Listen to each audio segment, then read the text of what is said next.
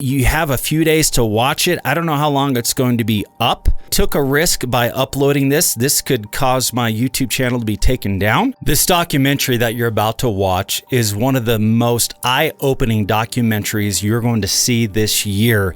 It tells you the truth about green energy, green technology, and about how they are a big lie. Somebody on my YouTube channel recommended that I watch it, and I started looking for it, and now I understand why I haven't seen it yet. This is a documentary by Michael Moore. I've never been a fan of Michael Moore. I don't agree with all of his politics, but he hit this thing head on and he's paying the price. This video is not going to be up very long. Every time anybody has attempted to upload this video to the internet, it's been taken down. So I'm going to leave this up for about a week. So you have a week to watch it, and then I'm going to delete it, and it's going to be unlisted, and maybe it'll get taken down before that happens. But I wanted to read this. This is Planet of the Humans Facebook page, a statement from the director Jeff Gibbs on the censorship campaign against Planet of the Humans, which is total BS.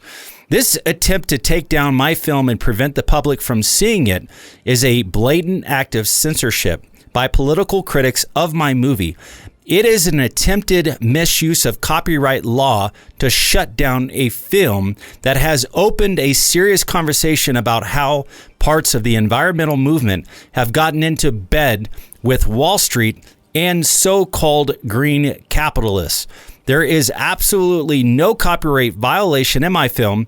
This is just another attempt by the film's opponents to subvert my right to free speech. So, bottom line, this video opens up your eyes to what is really going on in the world when it comes to energy and how green tech started out on the right foot, but now they're in the bed with Wall Street. And so now it makes sense. This, I thought I knew, but after I watch this, now I really know. I hope you enjoy this video. You have a few days to watch it. I don't know how long it's going to be up. Took a risk by uploading this. This could cause my YouTube channel to be taken down. This is how important it is to get out there. Enjoy. Thanks.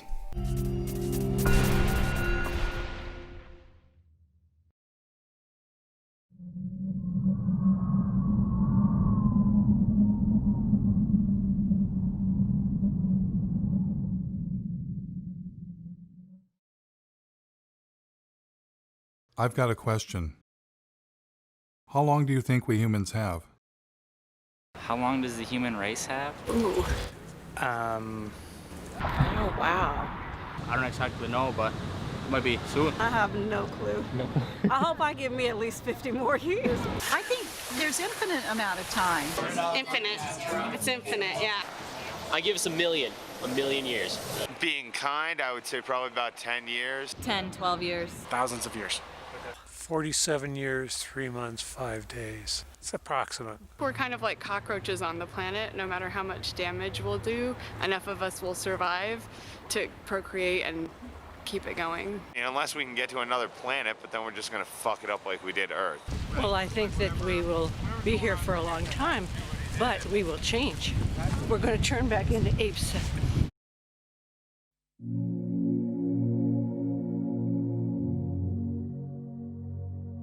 Have you ever wondered what would happen if a single species took over an entire planet?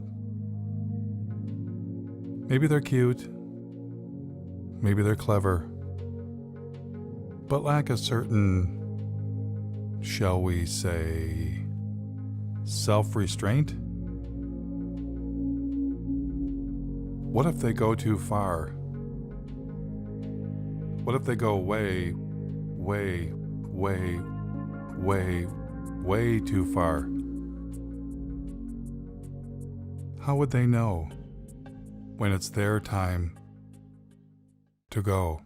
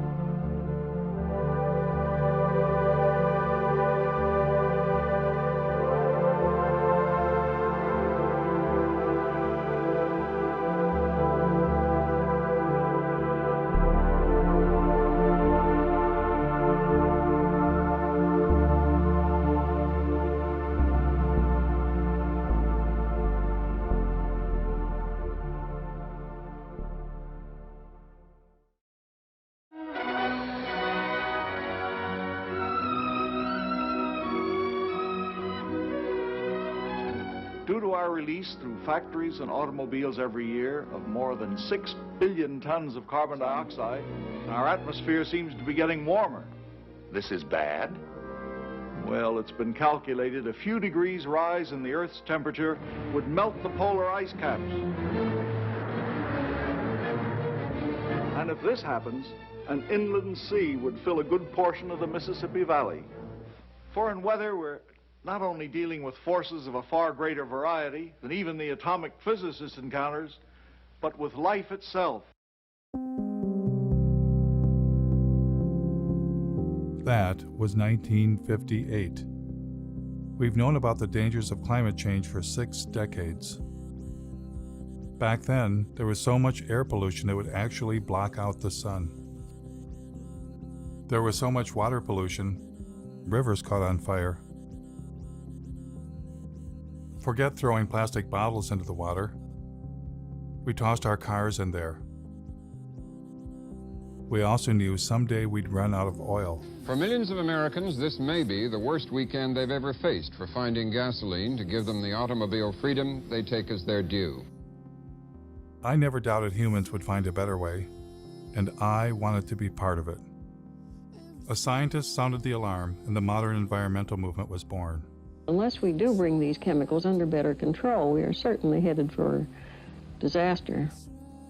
Students all across the country organized the first Earth Day. At this point in time, it's very, very fashionable to talk about the environment, but as every day proceeds, we find very, very little concrete being done.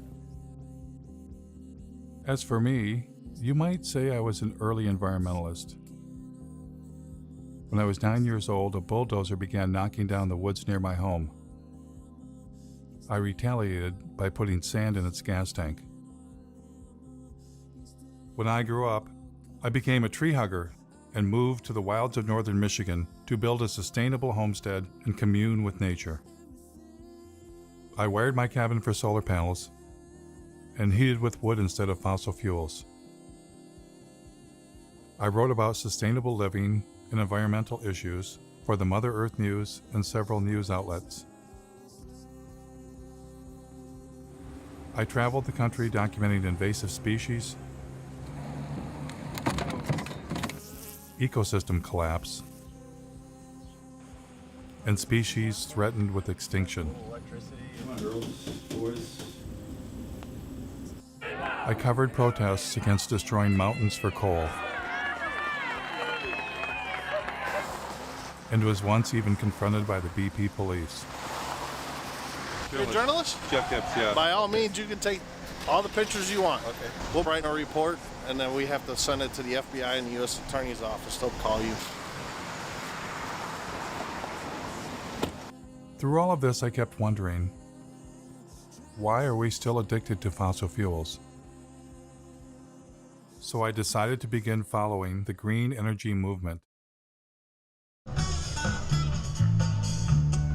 What better place to check out how a renewable energy revolution is coming along than a solar festival in the Green Mountain state of Vermont, powered by 100% solar energy. Solar.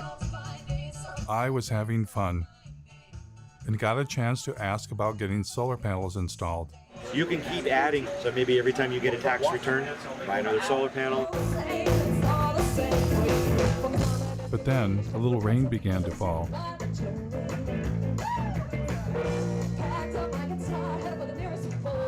My cameraman noticed some commotion behind the stage. What'd you guys set up here? This is for biodiesel generators in case we lose the power. Oh, so the festivals run off solar energy primarily? Primarily.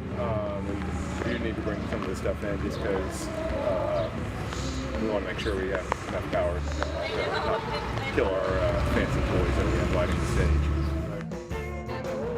But the biofuel generator wasn't enough, so they wound up plugging into the electrical grid that we all use. The other inverter operating, it's actually pulling power in from the grid, charging the batteries. It's running backwards from the way we originally intended to do it, but... That was disappointing. But after all, it had been raining. maybe next time things would go better.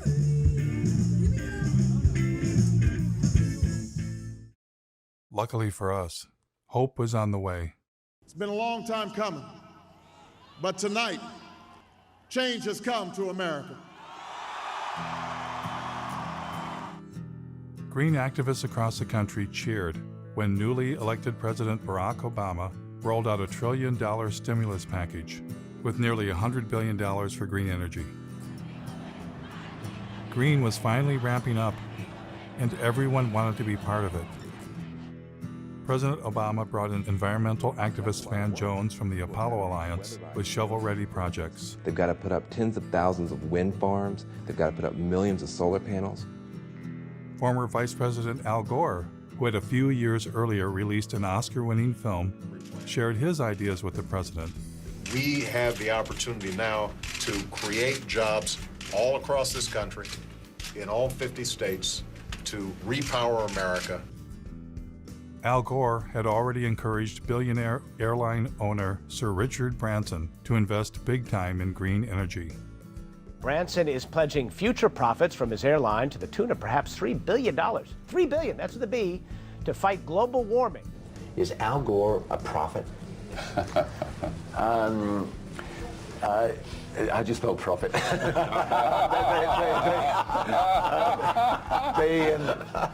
Investors came forward. Investor Vinod Khosla, known as the father of the clean tech revolution, has poured over $1 billion of his own money into some 50 energy startups. Major banks were eager to get involved. By 2020, we think renewables will require $395 billion on an annual basis. Robert F. Kennedy Jr. was both on the board of major environmental organizations and was leading a green energy investment group. We build wind farms, we build solar farms. Once you build our plant, it's free energy forever. The Sierra Club received $50 million from billionaire and former New York City Mayor Michael Bloomberg. Their mission, fight coal and promote clean energy. So with the mayor's gift, here's what will happen. We'll have a large and aggressive presence in 46 states. It's time for America to find a new energy path, one that takes us beyond coal. And then Bill McKibben, one of the nation's leading environmentalists and author of a breakthrough book called The End of Nature, formed an organization called 350.org with the mission of igniting a global climate movement. Can I show off my necktie for a minute? Because they made it for me yesterday. It's got that 350 on it because it's the most important number in the world. Things were looking up, and the green energy revolution was underway. Michigan had been hit hard by the Great Recession, and hundreds of millions of dollars in green stimulus money was arriving. Now, to do their part for the new green economy, General Motors introduced a new line of electric vehicles. When the Chevy Volt was ready for release, I attended their press conference. So these electric vehicles are ready for public consumption, and we're ready with the infrastructure, with the rates, with the communications. I am extremely grateful to be here today, and in fact, this is a chance for me to say thank you more formally. The Chevy Volt is upstairs. We'll be able to take a look at it. We got about 1,000 photos. Yeah. This is the plug.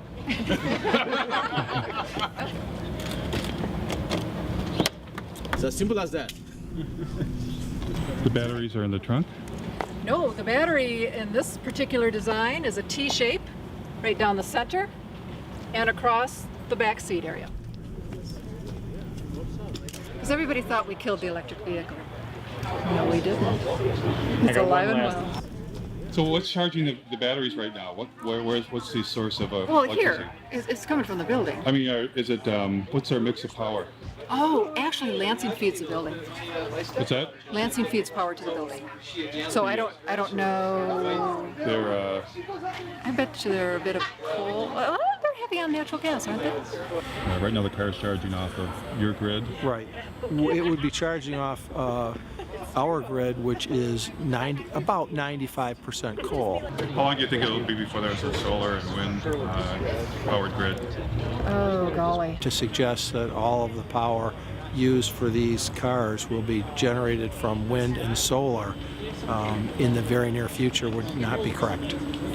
In fact, we're talking about charging these up at night, so there won't be any solar at that time. So we're down to wind, and very often at night the wind does fall off. So I don't think coal is bad. The what? A big battle. Mountaintop removal. Oh, yeah. Yeah.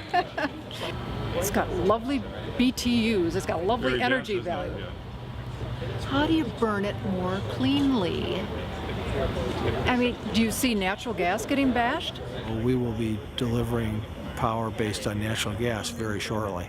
And even with that that mix, we intend to use biofuels if we can. You got any Oh, support? the environmental groups are extremely supportive. We did install the state's largest solar array at my company, the Board of Water and Light. It's just down the street from here, a few miles, if you want to take a look at it. What outfit are you with? New World Media, we're doing a segment on the renewable energy. Oh, excuse me, I gotta go for a second, but Thanks.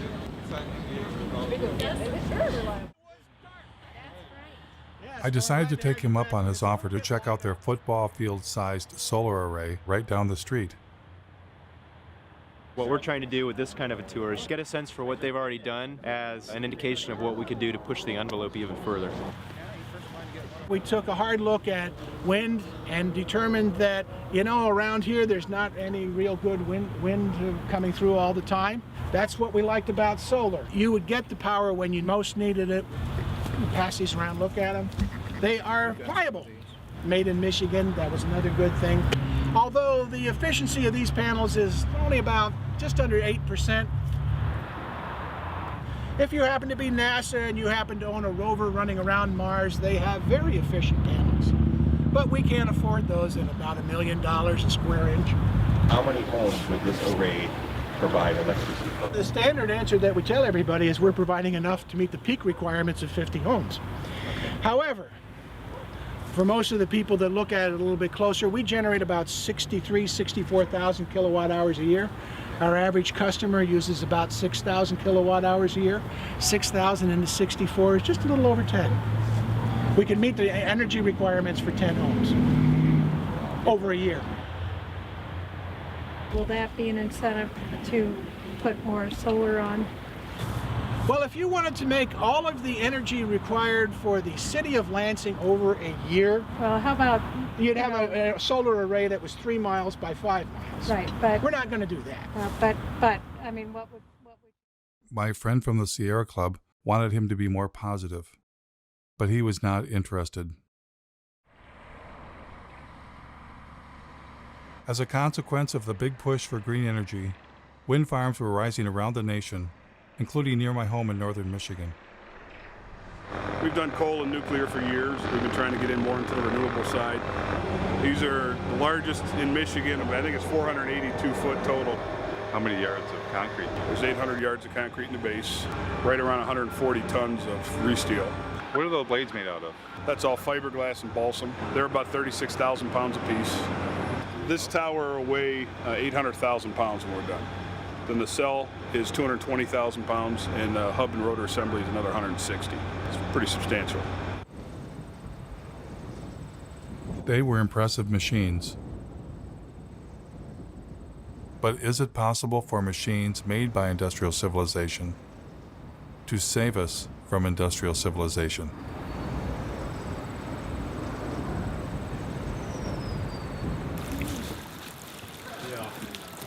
In environmental leader Bill McKibben's home state of Vermont, the Green Mountain State, a site was being cleared for the installation of wind turbines. A group of citizens was concerned about how the construction might affect the mountains they love. I joined them for a tour. It's going to be 21 turbines. What do you want? Yeah. On this In this project. Yeah. The estimate was maybe there would be 3 full-time jobs. If the goal is to try to make Vermont the leader in climate change, I appreciate looking to the sky in the hopes that we can do that. But more importantly, I'm personally looking at the ground thinking this is not the kind of legacy I'd want to leave to my kids. When I was a kid, we'd go hiking in these woods. We would be able to drink from the waters down the hill here, and now you have to question that. And how long are these towers supposed to last? 20-something years. 20 I know, it's plus. just... Oh, wait a minute, you're It's a kidding me. nanosecond. 20 years? Oh, it's a nanosecond in the time of energy. Has anybody considered that this is mountaintop removal for wind instead of coal? Yeah, and we've even had people say if you can do mountaintop removal in Kentucky and West Virginia for coal, then it's about time that the rest of the country shared in the mountaintop removal too. Hello. I think they're going to tell us to move in. The thing is you've got to have a fossil fuel power plant backing it up and idling 100% of the time. Because if you cycle up or cycle down as the demand on the wind comes through, then you actually generate a bigger carbon footprint than if you just ran it straight. Do you ever go to things where they just go, well, that's not true, it doesn't matter, we're going to have the smart grid? It doesn't make any difference. You still got to have it idling, because let's just say the wind stopped right now, just stopped for an hour. You've got to have that power. What do you do? I'm a environmental health and safety consultant. I usually work with businesses to help them do things, but I would never work with scum like this. You didn't get me on camera doing this, did you? Not being judgmental or trying to play God, but we've got to deal with population growth and sustainable resources. We've all got to cut back. All this energy is supposedly going to heat a water park. We can find unique and different ways to waste energy. This is not a Vermont company. I mean, Green Mountain Power will be bought out by Gas Metro, and Gas Metro is owned by Enbridge, as I understand it, which is a big company, resource company in Canada, which is exploiting the tar sands, that wants to build the XL pipeline. They're all in bed together. It's still we don't know the whole story. Have you asked Mr. McKibben to come see that? He thinks anything renewable is good. Yeah. So that's what I've heard people say. This is...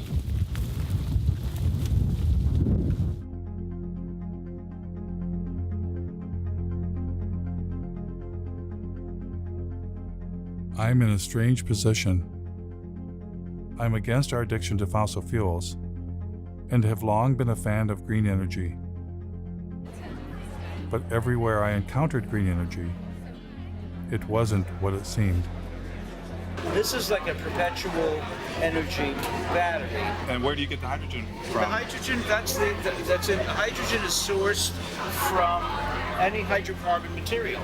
So you can get it from natural gas, you can get it from any petroleum or oil-based product material. I read about a zoo that was said to be powered by elephant manure. But it turned out the elephants didn't even produce enough manure to heat the elephant barn. That we don't even really make enough, and what we have elephant-wise, to even do that. We would need a lot more. More elephants. Yep, more elephants, more manure. Ethanol plants also seem to have a secret ingredient. This is the most productive farmland in the world, and we're not that far west of the biggest coal mines in the world as well. So bring the two together and get an ethanol plant. Great. So ethanol was reliant on two things: a giant fossil fuel-based industrial agricultural system to produce corn, and even more fossil fuels in the form of coal. All of this in the attempt to replace fossil fuels? It was enough to make my head explode. I was getting the uneasy feeling that green energy was not going to save us. And I wasn't the only one. I've counted something like 25 different alternative energy options. So surely among all of those, there are enough sources of energy to keep us living basically the way we are in perpetuity. That's not the reality. You know, we're getting, in some cases, no energy from these potential options. Richard York of the University of Oregon published a study in the journal Nature in which he posed the question, do non-fossil energy sources actually replace fossil fuels? Well, we implicitly assume often the substitute pushes out the thing you want it to substitute for. What you find is nations that add non-fossil energy sources do not seem to see a particular suppression of fossil fuels. That's pretty mind-blowing. We've got billions of dollars being spent, and green energy is not even replacing fossil fuels. They don't even know that that's a question. Yes. The story that we're in right now is, okay, we're in ecological hot water. but there are technological fixes. And if we're just creative enough, if we're just ingenious enough, and if we just work hard enough, we will triumph. Seeking technological fixes one after another is simply going to lead us to another level of catastrophe sooner rather than later. We want to believe that these things are going to be available for us. So if we get a little worried and somebody comes up with a new thingy and promises that, you know, this will do it for us, we want to believe.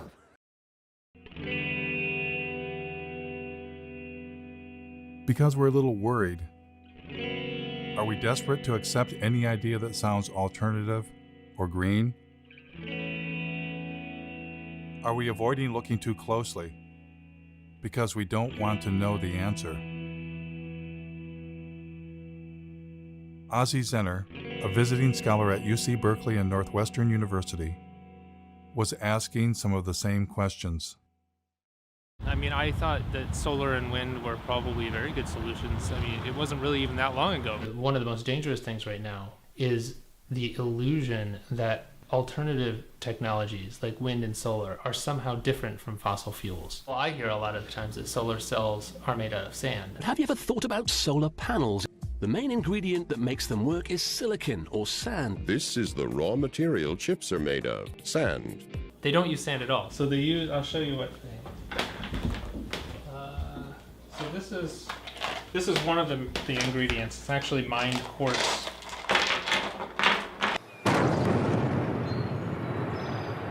Spruce Pine, North Carolina, regarded as the finest source of high-purity quartz in the world for semiconductor, solar, and communication applications.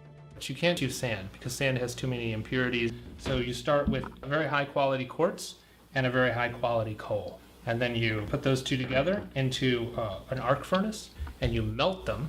The quartz is then melted with coal in a large furnace at temperatures of up to 1,800 degrees.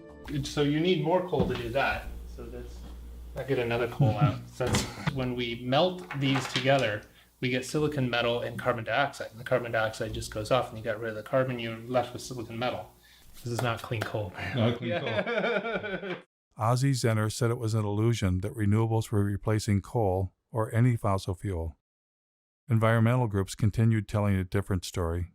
We've already seen more than 25% of the U.S. coal fleet has already either retired or is on a schedule to retire. Coal plants were closing, but Ozzie explained that well-meaning people were being misled. NV Energy is now going to go ahead and shut down the plant and go with renewable. One of the largest solar plants, and that's going to happen right behind me. Since you can't replace a coal plant with solar, they're actually replacing the coal plant with 2 natural gas plants. And natural gas is a fossil fuel. This is the Las Vegas Cogen natural gas plant. This is one of the facilities that's replacing the coal plant that's being shut down. This is the Sun Peak generating facility. This is the second natural gas plant that was used to replace the coal plant. And you hear the same story in Iowa. Instead of using energy generated by coal-fired power plants, the solar farm will now avoid about 2.1 million pounds of carbon pollution. But then they're building a larger natural gas plant. This is a 650 megawatt natural gas plant. That's 4 times more megawatts than the coal plant over there that it's replacing. And they're doing the same thing in North Carolina, which was the subject of that Years of Living Dangerously series. Duke Energy operates a coal plant right outside of Asheville that is the biggest source of climate pollution in western North Carolina. And we are working to retire that plant and replace it with clean energy. But what they don't tell you is that we're also building a larger natural gas facility. So we'll be retiring the 2-unit, 376 megawatt coal plant. We'll invest $750 million to build a state-of-the-art natural gas plant. When Michael Brune stands up and talks about clean energy, he's using solar cells and wind turbines. This is the new world, 100% clean energy. When Michael Bloomberg stands up and says cleaner energy, he's talking about natural gas. Create cleaner energy, solar, wind, and natural gas. In fact, the Sierra Club's Beyond Coal campaign actually coincides with one of the largest expansions of fossil fuel production that we've ever pulled off, most of that being natural gas.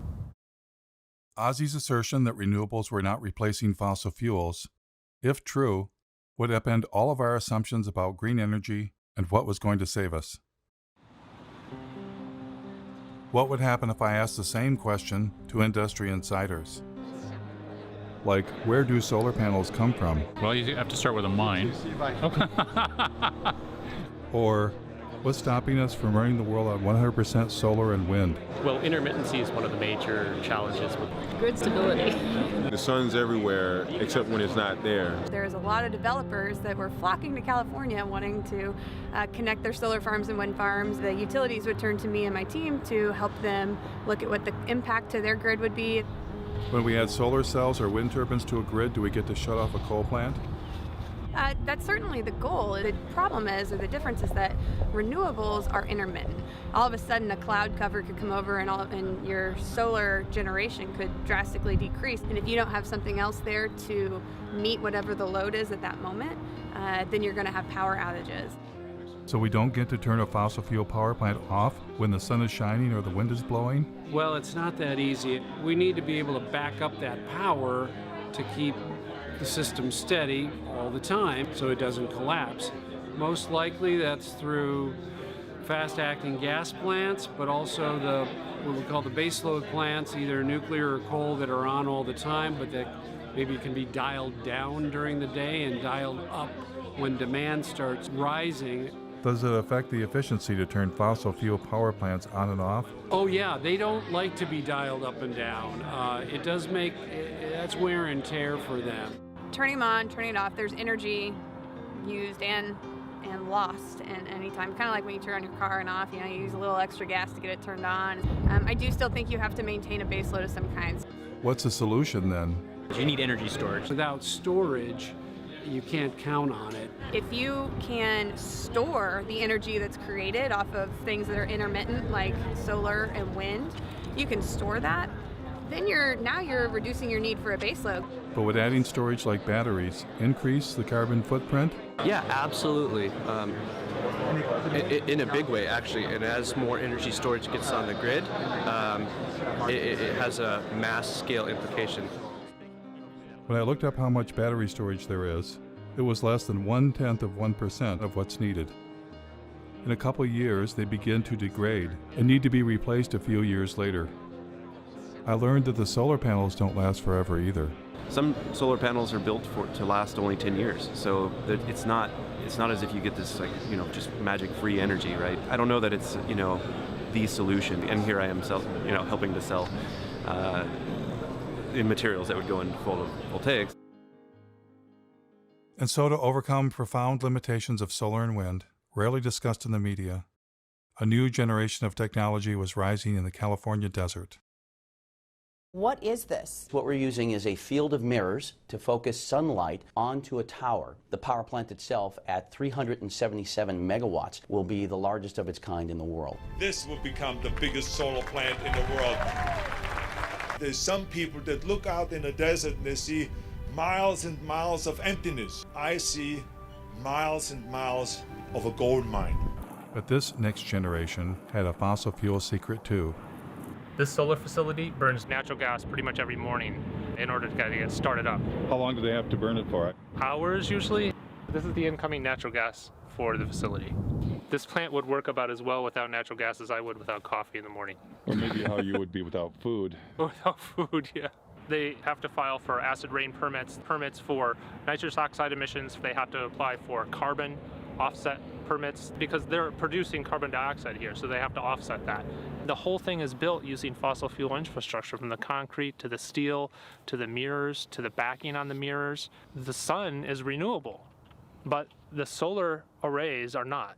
Oh, come on. There's got to be something renewable. Glass is renewable. Glass is not renewable. Iron's renewable.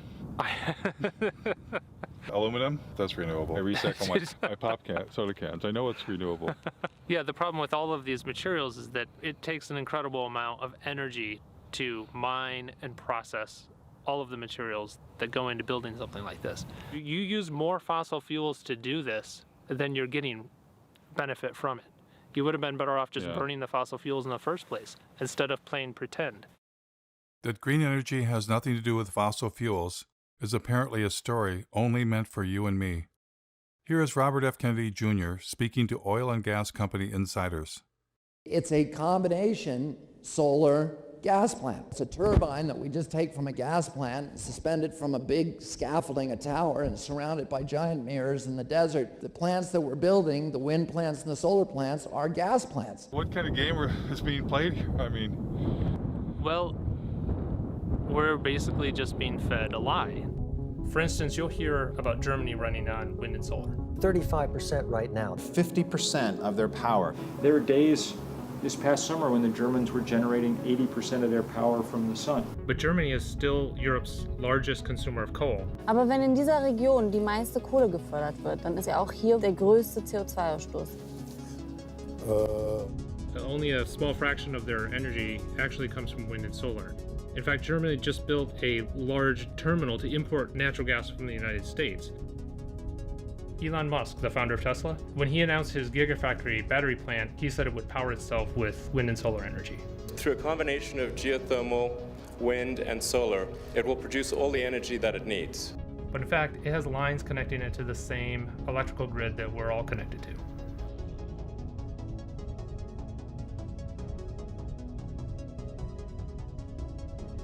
Electric cars, wind turbines, and solar panels use rare earth metals. And in fact, the rare earth mine is right up the street from here. In mining these deep deposits, about 90% of what they pull up out of the ground contains uranium, thorium, and low level of other radionuclides. Radioactive waste that has to be disposed of somehow. They kind of turn it into a paste and spread it over the desert floor. Well, that's good for the desert, right? Yeah, the desert loves that. Tesla's electric cars are built with aluminum, which uses 8 times more energy to manufacture than steel. They use lithium, which also rely on toxic mining, and even more graphite, which is one of the rarest forms of carbon. In fact, the investors wanted to open several new graphite mines after Tesla announced the Gigafactory. Apple claims to be 100% renewable. We never stop thinking about what's best for the planet. We now run Apple on 100% renewable energy. All of our facilities worldwide. And they did chop down a forest to put up solar panels near their North Carolina plant. But they didn't disconnect it from the grid, and they can't. Duke says energy-hungry companies like Apple can never go entirely off the grid. They're still hooked up to our grid. Despite all of the claims, I haven't found a single entity anywhere in the world that's running on 100% solar and wind alone. It turns out, you don't just need fossil fuels to run a place like Ivanpah. You need the devil himself. Or in this case, themselves. All of the mirrors that you see there are built by the Koch brothers, Guardian Glass Industry, a company that they control. Koch Carbon creates a lot of the inputs that are used to create the cement and the concrete and the steel. And not only that, they build the plants that builds polysilicon for solar cells. They actually their own solar line called Solar Molex. From every step of the process, the Koch brothers are there. But they're the evil doers. Yeah, the funny part is that when you criticize solar plants like this, you're accused of working for the Koch brothers. That's the idiocy in all of this. This absolutely cannot extend civilization's life. This relies on the most toxic and industrial processes that we've ever created.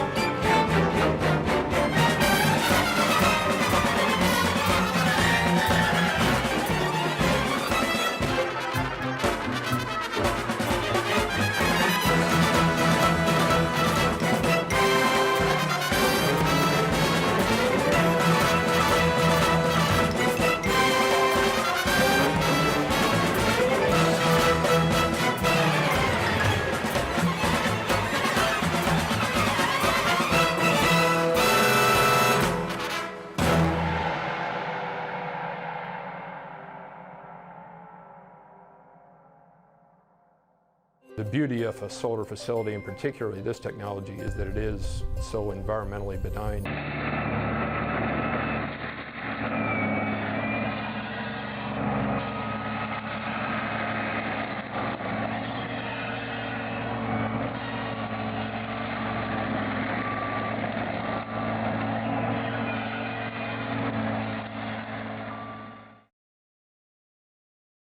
I too had once thought deserts could be sacrifice zones.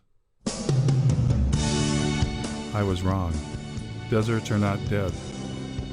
They are in fact full of ancient life.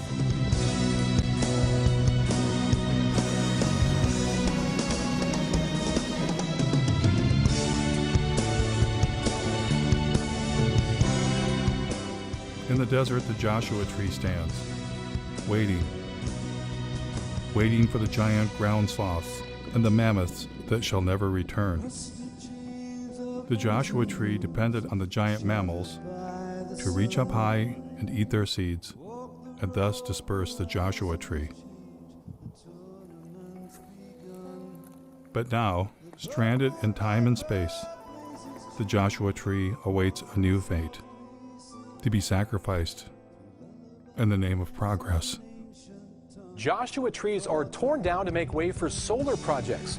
23ABC's Cassie Carlisle travels to the Mojave Desert to talk to neighbors. They're not your usual tree, more like something from fiction, but these Joshuas are causing quite an uproar. No, it makes me sick. They're clearing them off, killing them real quick, and now they're grinding them up, getting rid of all the evidence.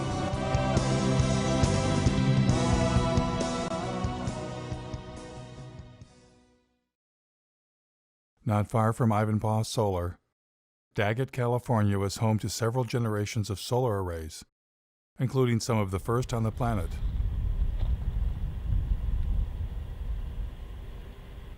Ozzy and I thought we would take a trip to see where it all began.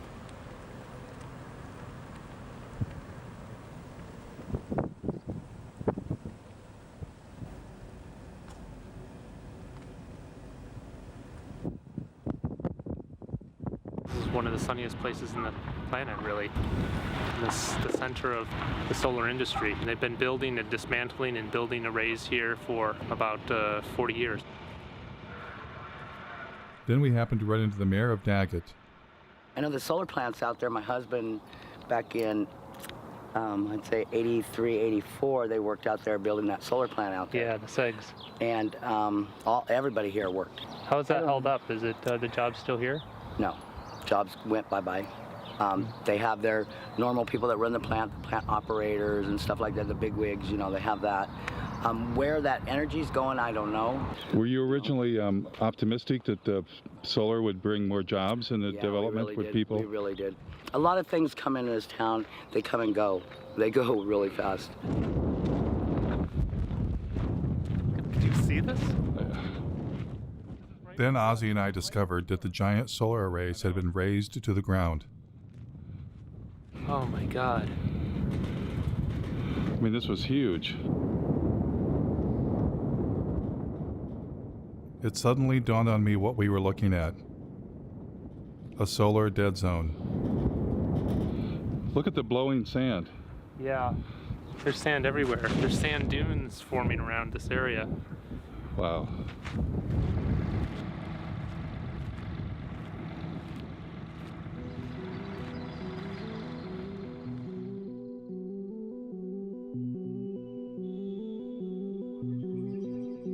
So after all the mining, the fossil fuels, the toxins, the environmental destruction, here's what happens next. Only a few years after it was built, things at Ivanpah began to fall apart. Broken mirrors littered the desert. Yes, these giant solar and wind technology installations may last only a few decades, then tear it down and start all over again. If there's enough planet left.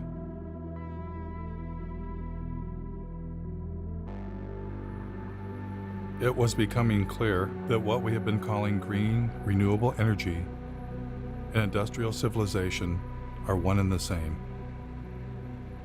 Desperate measures not to save the planet, but to save our way of life. Desperate measures rather than face the reality. Humans are experiencing the planet's limits all at once.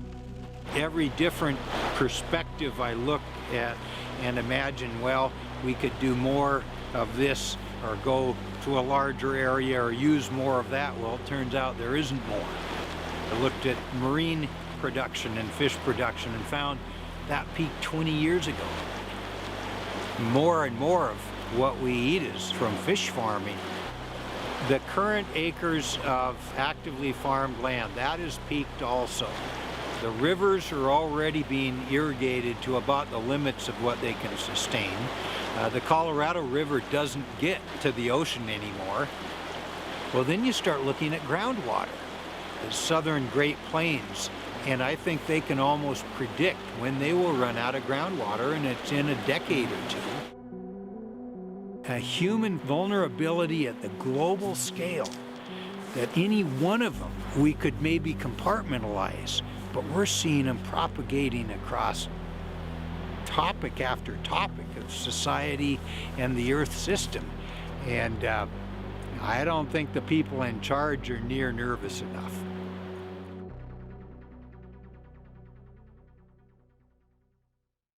Though each of them takes climate change seriously, every expert I talked to wanted to bring my attention to the same underlying problem. There are too many human beings using too much too fast. As a global community, we really have got to start dealing with the issue of population. Population growth continues to be not the elephant, the herd of elephants in the room. Can a single species that's come to dominate an entire planet Be smart enough to voluntarily limit its own presence. Is there any precedence We for have that in nature? Wow. We have to have our abilities to consume reined in, because we're not good at reining them in if there are seemingly unrestrained resources. Species hit the population wall a lot and then they crash. I mean, that's a common story in biology. If that happens to us, in a way, it's the natural order of things. And I don't think we're going to find a way out of this one. I don't. As a scientist, what leads you to that conclusion? Well, because right now, a large percentage of that number is supported by industrial agriculture, which is heavily subsidized by oil, and it's not sustainable. And and there's no going back. Without seeing some sort of major die-off in population, there's no turning back. What's the thing that nobody ever asked you that you want? Nobody's ever asked me if I'm scared. Yeah. And I am. I actually am scared. I lose sleep over all of this.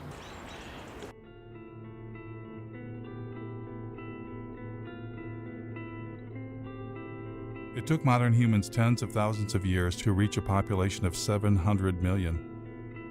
And then we tapped into millions of years of stored energy known as fossil fuels. Our human population exploded. It increased by 10 times in a mere 200 years. Our consumption has also exploded, on average 10 times per person, and many times more in the Western world.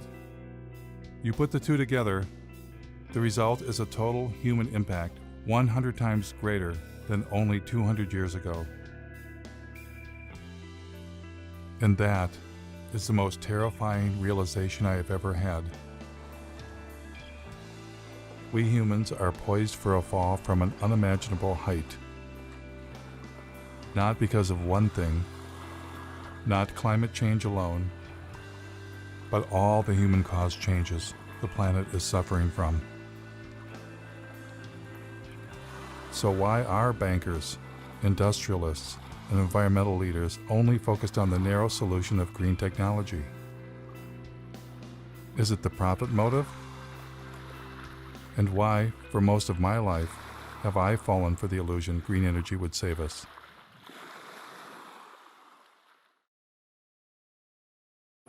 Clearly, to answer this question, I needed professional help. Keep my stuff, but that ever. No. I Never heard. I'll just be honest with you about my dilemma. You can be my, clinical social psycho. It's like the right has religion, and they have a belief in infinite fossil fuels. Our side says, oh, it's going to be okay. We're going to have solar panels. We're going to have wind towers. As soon as I heard you talk about our denial of death, I'm like, could that be it?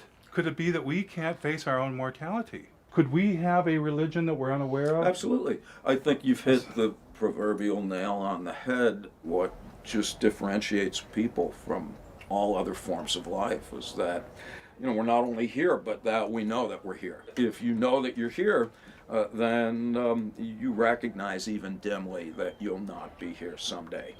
And on top of that, we don't like that we're animals. So we don't like that we're going to die someday. And we don't like that you could walk outside and get hit by a fucking meteor. What human beings did back in yesteryear is to envelop ourselves in culturally constructed belief systems. Call them cultures, call them worldviews, schemes of things, whatever you call them. Every human community has them. Every culture has an account of the origin of the universe. Every culture has a prescription for how you're supposed to behave while you're here. And every culture offers its denizens hope of immortality, either literally or symbolically.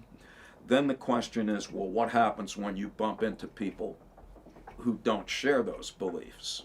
Whether you know it or not, whether you like it or not, that's undermining the confidence with which you subscribe to your own views and exposing you to the very anxiety that those beliefs were constructed to eradicate in the first place.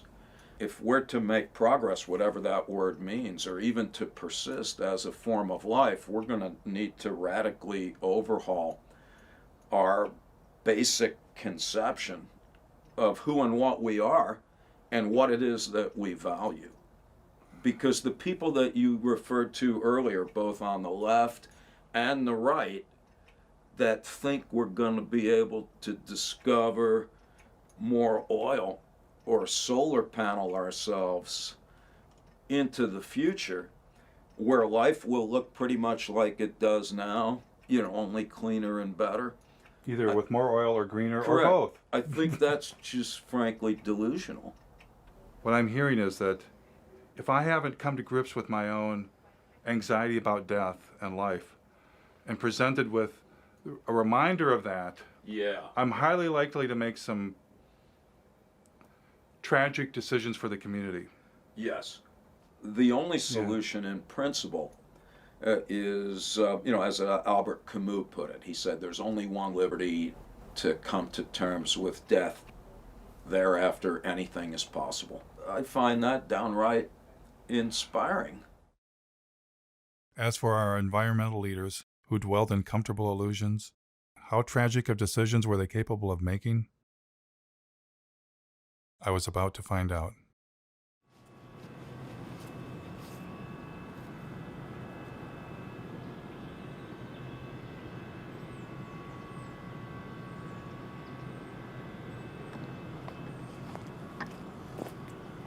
They claim they're just using forest residues, but actually a great deal of what the McNeil facility and lots of biomass facilities burn is whole trees. As you can see by this pile that's stacked right outside of the facility, these are trees. It turns out that the biggest source of green energy in Vermont is something called biomass, burning trees to create electricity.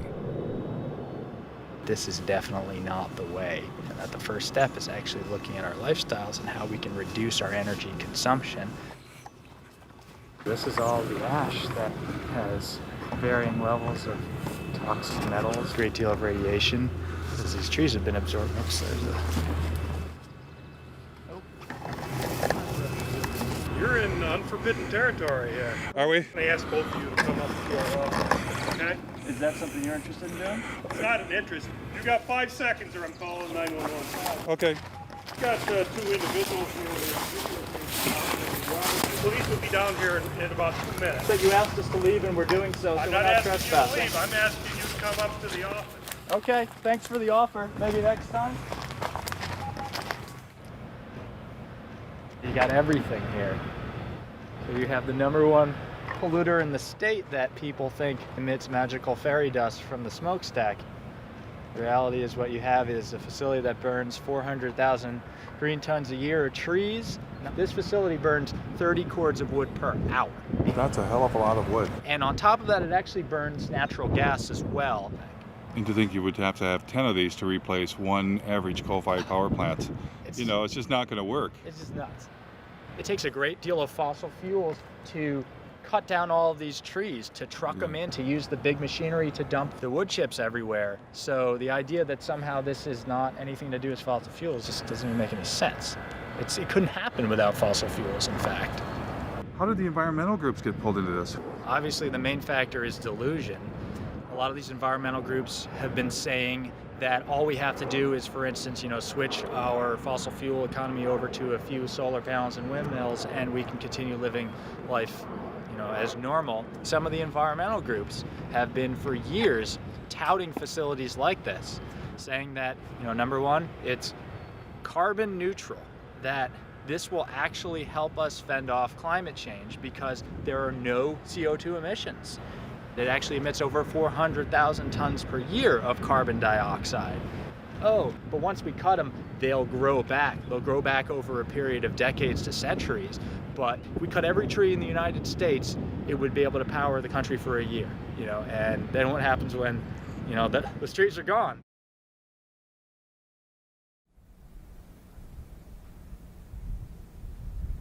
I discovered biomass plants were not even always biomass plants. This is actually a solid waste incinerator that's posing as a biomass plant. The impact on this community is severe. The plant is right next to Head Start School for preschool kids. There is Green Hill Manor, and that's an assisted living senior residence. And there's also Catholic elementary school right next door. How do you know they're polluting? Can you see it We ever? can see it. The snow at the elementary school and at the preschool is covered with black, some kind of black soot. We just had it analyzed, and it came back as mostly tire chips. They have to add tire-derived fuel to raise the temperature of the fire, because anybody who's tried to burn green wood or wet wood knows that it doesn't burn very well. But this biomass plant had yet another surprise. They admit that they burn 20.1 tons per hour of creosote-treated railroad ties. Besides that, they are allowed to burn 500 pounds per hour of PCP-treated railroad ties. These are shipped in from Canada. It's not green, it's not renewable, it's not carbon neutral, it's not anything that they claim it to be. Yet, they got $11.5 million grant because it was classified as renewable. The plant owner told us that they were having trouble getting enough wood chips. And he even asked us if we had any scrap wood where we lived, would we call the plant and let them know so they could come up and pick it up. We're not talking about some old industrial site. We're next to one of the most beautiful places in the world. We are next to Lake Superior. This is Keweenaw Bay. This is actually L'Anse Bay. It's part of Keweenaw Bay. It's Lake Superior, our lake. So it's a very sacred place to many people.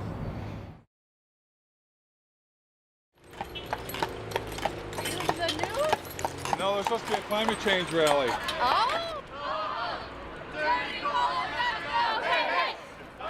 Michigan State University students, inspired by 350.org, were holding a rally for the clean energy future they'd been promised.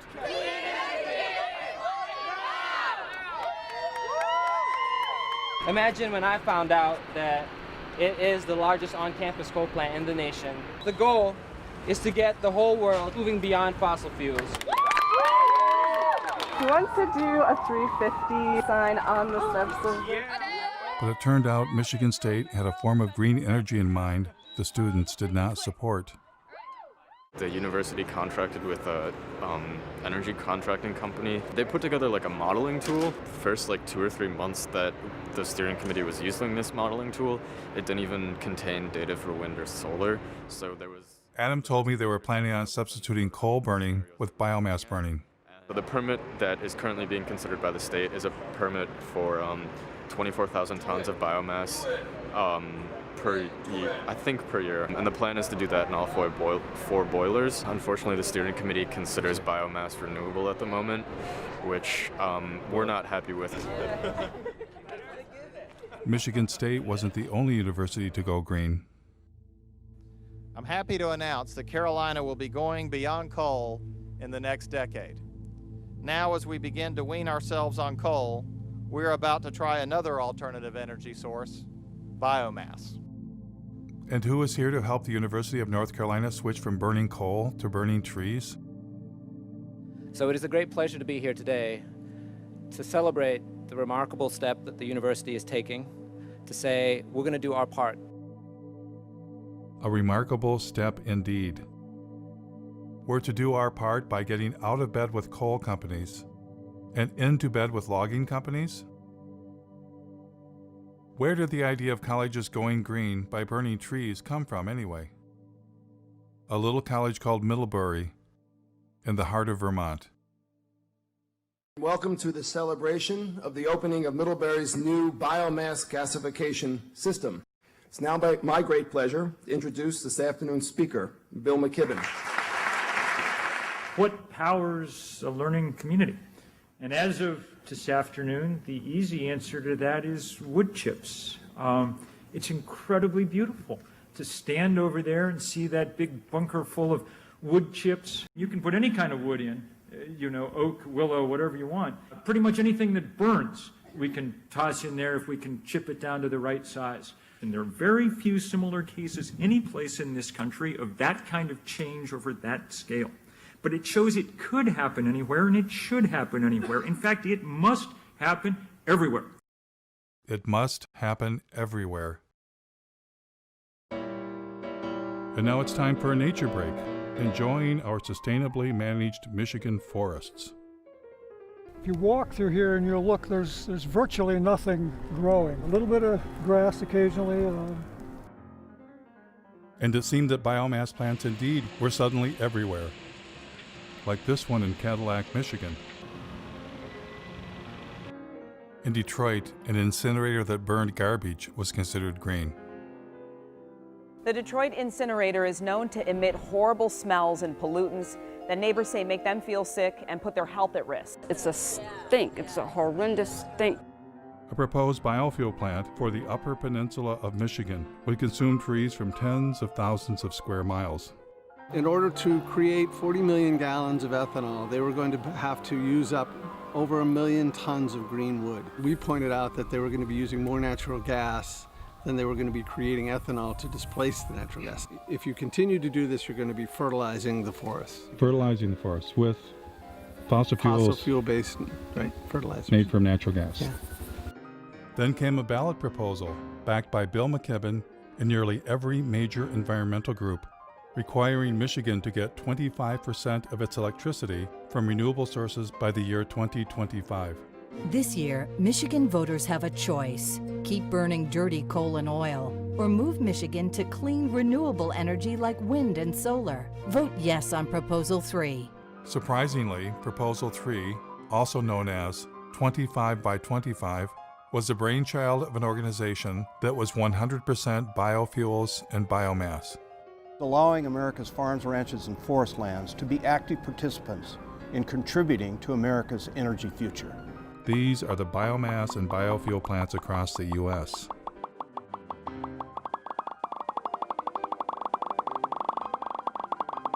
How did this happen? And it wasn't just the USA, it was all around the world. Wood chips, which is just a euphemism for trees, are being exported to Europe from America, British Columbia, Brazil, and Indonesia, wherever they can get them from. Biomass, especially when you add in biofuels, is by far the largest portion of green energy around the world. even in Germany, source of the solar miracle. But maybe I was missing something. Maybe I had it all wrong. I decided to ask people protesting fossil fuels how they felt about biomass and biofuels as green energy. Would you say we don't need to do biofuels, food, and forest for energy? No, definitely not. Of course not. Of course not. Burning biomass, any kind of combustion is something we just need to move away from. The more trees we have, the better. A lot of that didn't grow overnight. If we cut it down, we don't know the impact of that. You're here as an oak tree, fight a chainsaw, that wouldn't be saving the planet. No, it's painful. It's a painful way to go. I can tell you that right now. It'd take you a while to regrow. Oh yeah. It wouldn't be me, it would be like an offspring, you know? With so many people doing it on such a massive scale, all of a sudden at once, like, that's pretty serious. No, I think we should not be burning trees. No. Why would we cut down trees? We shouldn't replace one terrible way of getting energy with another terrible way of getting energy. Exactly. Because it's one thing. Clearly, most citizens are opposed to biomass and biofuels. But what about environmental leaders? At times, they have promoted biomass, but other times, they sound like they are against biomass. Like this Sierra Club policy, we are deeply concerned about the implications of wood to energy for native forests. Or this statement signed on by 75 environmental groups, burning forests for energy will destroy one of our best defenses against climate change. But then again, their language leaves loopholes that enable biomass. The NRDC says you must use the right types of biomass. The Dogwood Alliance says maybe small biomass plants are okay. And the Sierra Club flat out states biomass can be sustainable. Which side are they really on? I thought for sure with the camera rolling, environmental leaders would speak for the trees.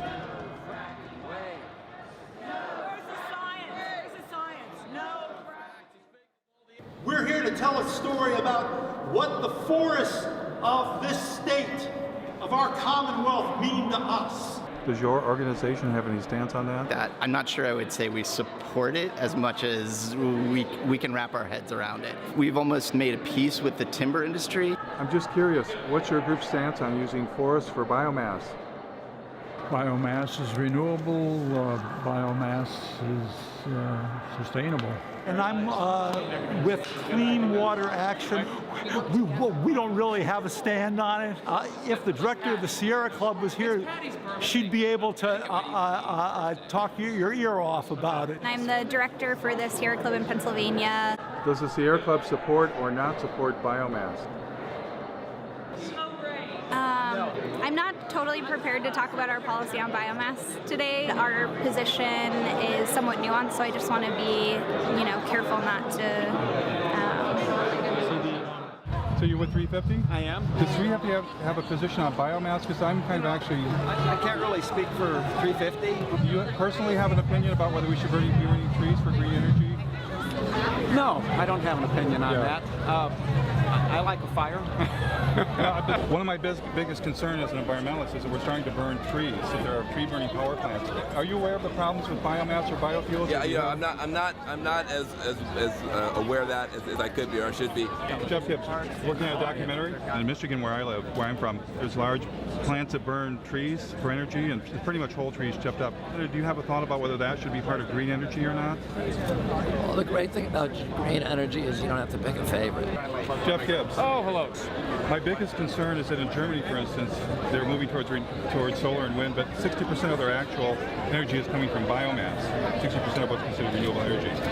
Burning trees for energy? I don't know the details out of Germany. What Germany's really doing is a lot of sun and wind, and that's really powerful to see. I'd like to see us come out against any burning of trees for clean energy. Would you? Although I confess I stoke my wood stove almost every night of the winter, so I'm not the right. But designating green energy for power plants. Yeah, I don't know. It's not what today's about. We're on the. But if we're burning trees instead of fossil fuels. This is from Taiwan. Oh, good. And we're wondering that what role do you want to play in this market? I think the biomass question is a non-starter.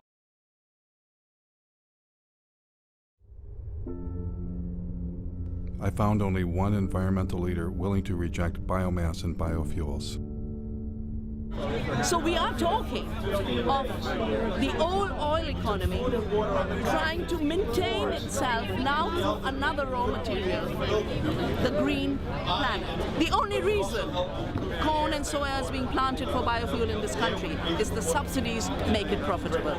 I think the big crisis of our times is our minds have been manipulated to give power to illusions. We shifted to measuring growth, not in terms of how life is enriched, but in terms of how life is destroyed.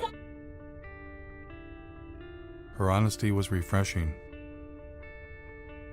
But as for the rest of them, I wondered, what are they hiding? And why are they hiding it? Is it their ignorance? Or is it something else? What if they themselves had become misguided? What if they've made some kind of deal they shouldn't have made and are leading us all off the cliff?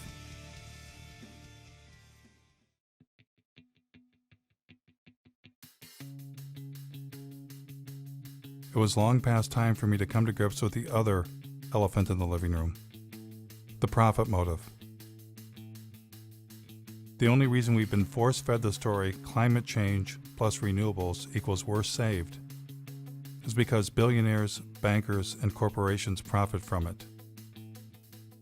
And the reason we're not talking about overpopulation, consumption, and the suicide of economic growth is that would be bad for business, especially the cancerous form of capitalism that rules the world, now hiding under a cover of green.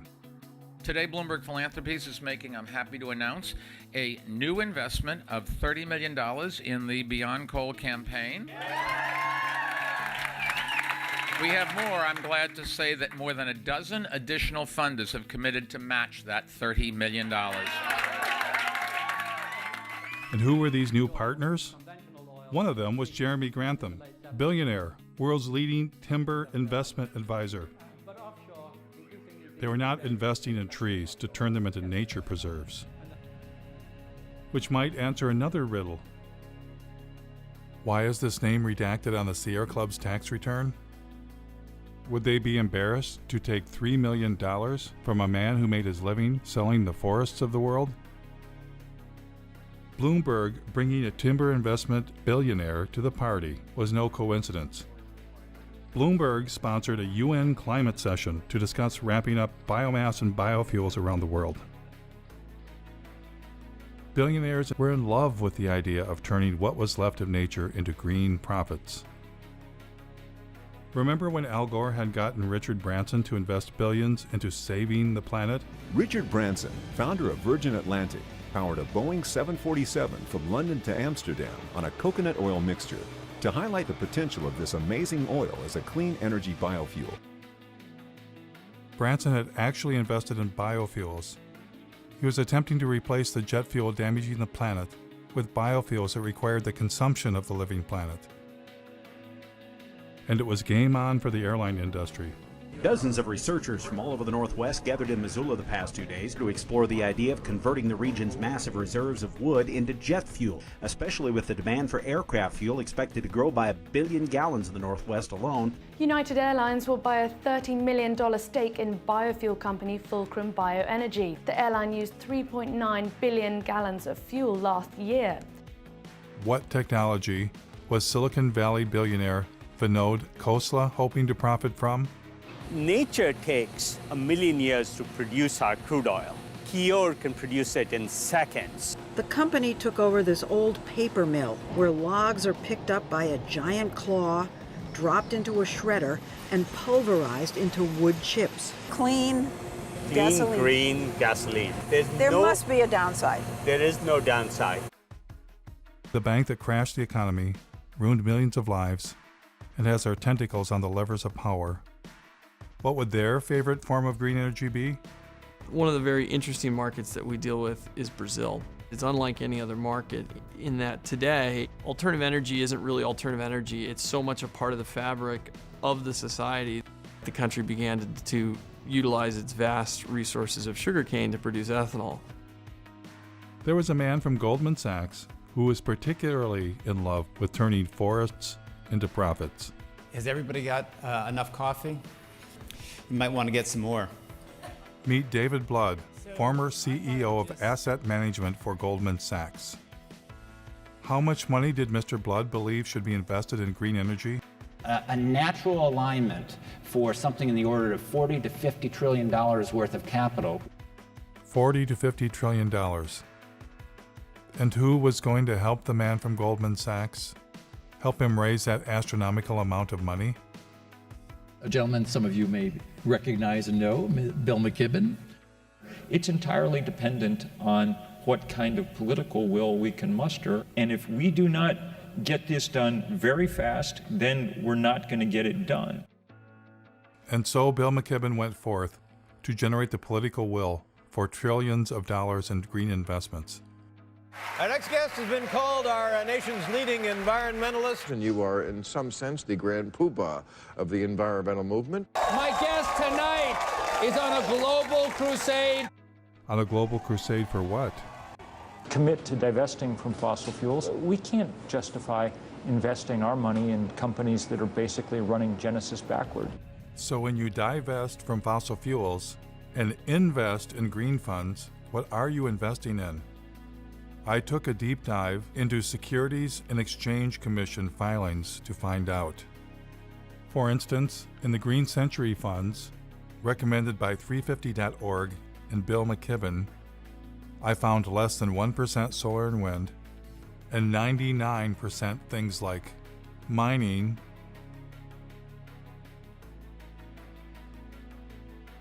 oil and gas infrastructure companies, including a tar sands exploiter, McDonald's, one of the companies driving meat consumption across the planet, Archer Daniels Midland, one of the world's largest producers of biofuel, Coca-Cola, the largest creator of plastic pollution on Earth, logging and paper companies, including one that brags about biomass burning, and banks. Lots of banks, including BlackRock, the largest financer of deforestation on Earth. The business that they're engaged in is actually destroying our life support system. The Sierra Club also partners with a green fund called Aspiration. Aspiration also includes dozens of companies profiting from the destruction of the planet, including Chevron, ExxonMobil, Chesapeake Energy. In order to maximize the production potential of the well, the shale formation will be hydraulically fractured. The Russian gas giant Gazprom. Gazprom owns the world's largest explored gas reserves, 36 trillion cubic meters. And in perhaps the most bizarre twist of all, the Sierra Club's Green Fund's biggest holding is Enviva, the world's largest consumer of forests, to be incinerated in green energy biomass plants.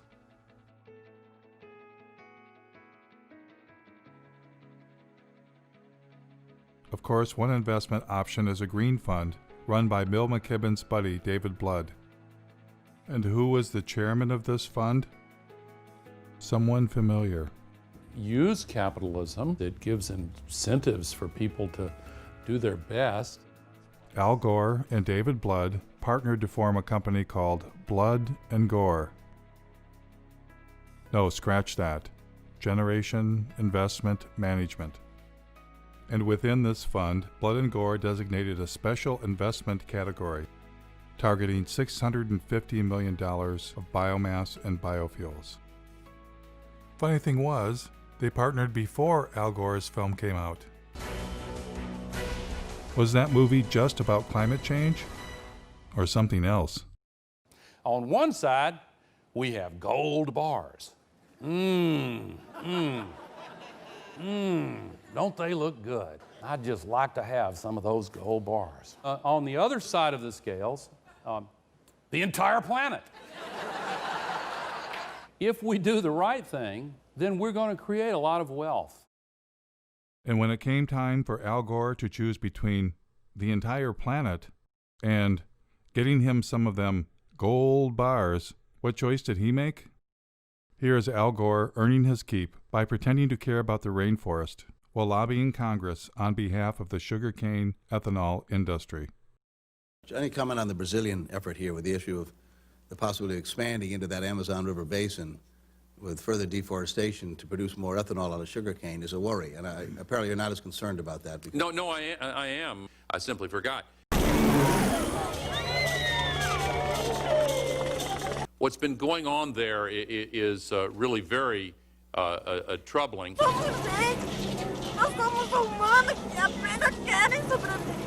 And with your permission, I'll show you a very quick example of it over a period of 25 years. The invasion of sugarcane monocultures in the region clashes with the indigenous people's right to land. These are images of a last-ditch attempt by the Guarani Kaiowá to resist eviction. Important to note that the exploitation of the sugarcane growing areas in Brazil does not have to inevitably have the knock-on consequence of causing destruction in the Amazon. Sugarcane fields are burning. They set alight before the harvest to eliminate the leaves and tops of the plant, which makes cutting more efficient. Environmentalists blame the seemingly endless sugarcane fields for air and water pollution on an epic scale. And along with deforestation, the threat it poses to the environment is becoming clear. Once the indigenous families were expelled, the landowners set their homes on fire.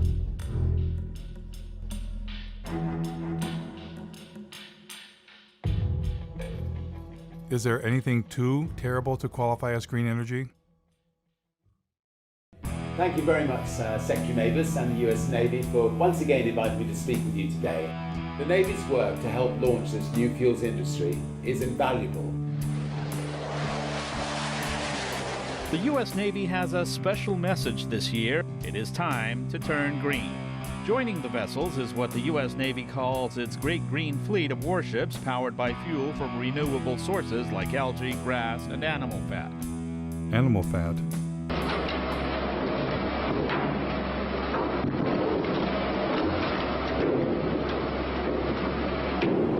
The next time you fill up at your neighborhood gas station, you might find yourself pumping a little alligator into your tank. That's right, UL Lafayette researchers have developed alligator fat into a renewable source for biofuels. And once we run through the animals, what's next? GE, who brings you nuclear energy and wind turbines, is ready with a plan.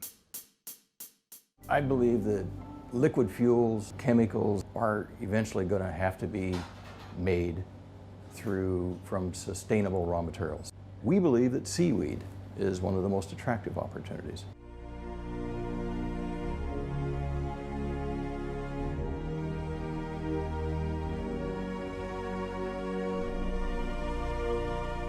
Better hurry. 1 year after it was filmed, the seaweed forest was dead.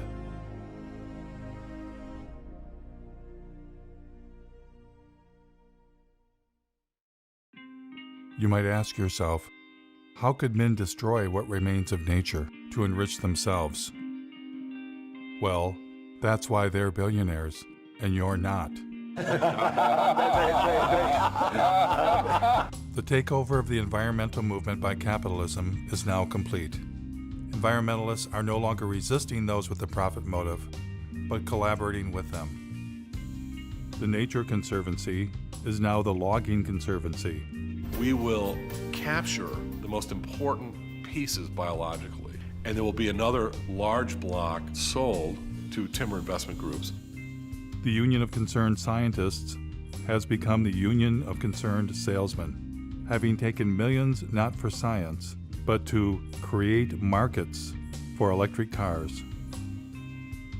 The Sierra Club sells electric cars and solar panels right from their website. The best thing about Sungevity is that they make it easy for you. All that you have to do is to say yes.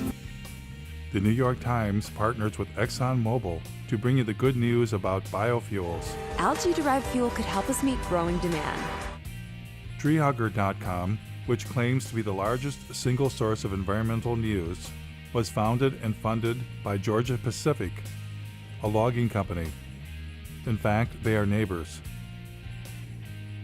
Georgia Pacific is owned by our friends the Koch brothers, who are likely the largest recipient of green energy biomass subsidies in the United States. Yes, the merger of environmentalism and capitalism is now complete, but maybe it's always been complete. How is 350.org funded? Well, not very well. Who are your funders? To the degree that we have any money at all, it's come from a few foundations in Europe which ones? and the U.S. Let's see. I'm trying to think who the biggest funders are. There's a foundation based in Sweden called, I think it's called the Rasmussen Foundation, that I think has been the biggest funder. So you don't get money from Pew or Rockefeller or any of those big No, we did. Rockefeller Brothers Fund gave us some money right when we were starting out. That's been useful too. But they no longer fund you? I don't know. I don't have a sort of Really? funder sitting in front of me. That's usually something that people know. Rockefeller's been one of our is a great ally in this fight. You just sold your TV network to Al Jazeera. Right. And that government is basically nothing but an oil producer. Gas mainly and oil. Your take on that, about $100 million pre-tax from a country that bases its wealth on fossil fuels. Isn't there a bit of hypocrisy in that?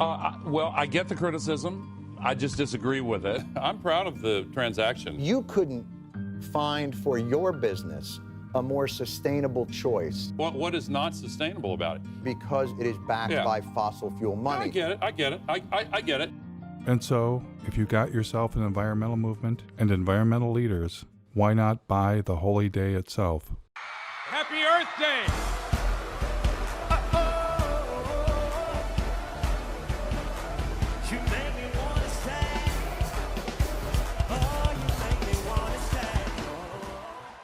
Now we are facing the greatest sets of issues that we've seen in my lifetime. It's time now for a new generation to jump up on the stage and create a habitable country, a habitable planet that we can all enjoy. Are you that generation? I need to thank Building Energy, which provided so much solar power to this that we've powered the entire event with solar energy. But when I went backstage to see what was really going on, You ain't running this whole thing on that, Jack. I can tell you that. The toaster is 1,200 watts. So that run right there could run a toaster. I found the installer. Hi. Are they running the festival on these solar panels? The concert is run by diesel generation system. They didn't ask us to energize the concert. Oh, okay. And we'd also like to thank our incredible corporate sponsors who've been behind the movement to end extreme poverty and tackle climate change since the very beginning. We want to thank Toyota, Citibank. We want to thank Caterpillar. We're standing at the construction site of the Dakota Access Pipeline. It looks like there are at least 3 bulldozers actually bulldozing the land. People have gone through the fence. The bulldozers are still going. And they're marching over the dirt mounds. Get the fuck out! Without these partners, it wouldn't be possible. Let's give them a round of applause, everyone.